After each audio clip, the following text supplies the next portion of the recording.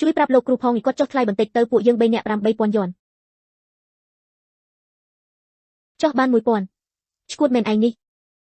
ចុះរូបមុននោះណែណាប្រញាប់ធ្វើអីចាំខ្ញុំវេប្រាក់ឲ្យលោកគ្រូសិនទម្រាំគាត់យល់ព្រមចាំសិនណា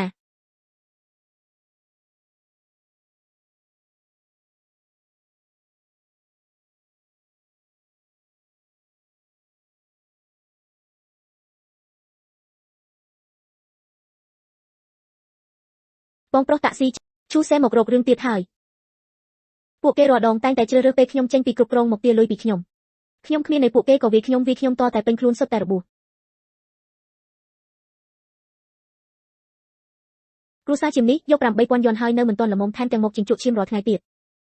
ដូច្នេះខ្ញុំបំរុងទៅនិយាយច្បាស់ជាមួយពួកគេកុំឲ្យពួកគេមករកខ្ញុំទៀតមិនជឿថាពួកគេព្រមស្ដាប់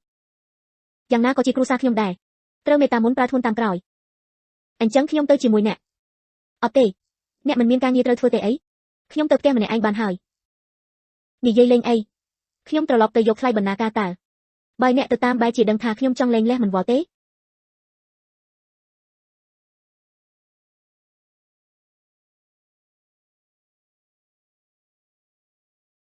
ស្អីគេនឹង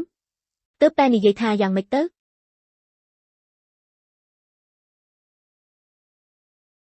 ប្រធានក្រុមសិន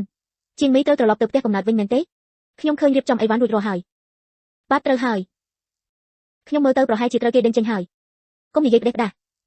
ប្រពន្ធគេធម្មតាត្រឡប់ទៅផ្ទះម៉ែទោះមិនជិះរថយន្តមិនទិញគ្រឿងអគ្គិសនីក៏យ៉ាងហោចណាស់មានខោអាវថ្មីមួយកុំភ្លេចដែរខ្ញុំមើលទៅជាងមីដូចត្រូវគេដេញចេញចឹងត្រឡប់ទៅវិញដែរទេឃើញហើយគួរឲ្យអាណិតណាស់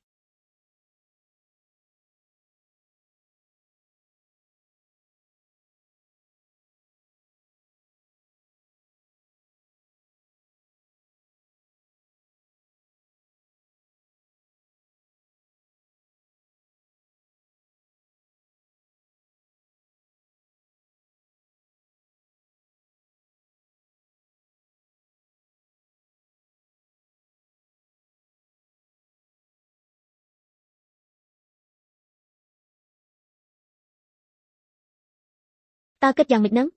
មានបរិះល្អឥតខ្ចោះនៅផ្ទះមិនស្រឡាញ់បែរជាលួចរត់តាមប្រុសសក់លឿងទៅវិញមីមីថ្ងៃនោះខ្ញុំមិនមែនចង់រត់ចោលទេគឺមកពីមានការបន្ទាន់នៅផ្ទះទើបចេញទៅមុន